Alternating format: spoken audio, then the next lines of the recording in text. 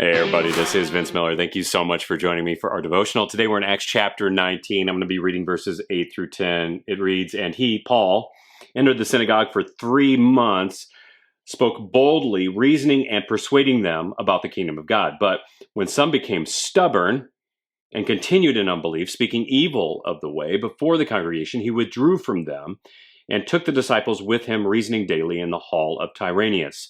This continued for 2 years, so that all the residents of Asia heard the word of the Lord, both Jews and Greeks." Now, I don't know about you, but I think finding a great church today is challenging, isn't it? But you'll notice that Paul never really had a problem finding a church. Isn't that interesting? Never.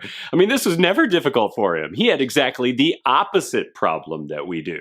He found it difficult to stay at most of the churches he attended because they rejected him, not because he rejected them. In fact, we could suggest that Paul hoped to stay at every church he attended as long as possible. But when Paul left, he always left under certain conditions.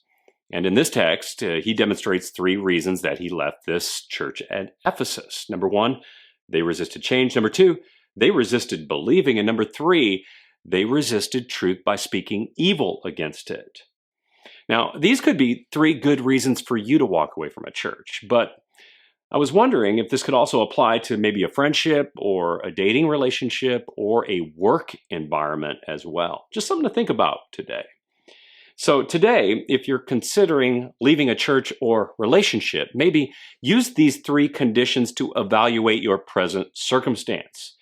And before you walk away, ask these 3 questions. Are they resistant to change? Are they resistant to belief? Are they resistant to the truth and speak evil against it? Now, if you can confidently answer each of these questions affirmatively, make sure you address the last question. And this question is deeply personal, and it's a question for you. And here it is. Have you given an effort like Paul would give? An all-out, all-in effort for Jesus Christ? If so, then maybe it's time to leave.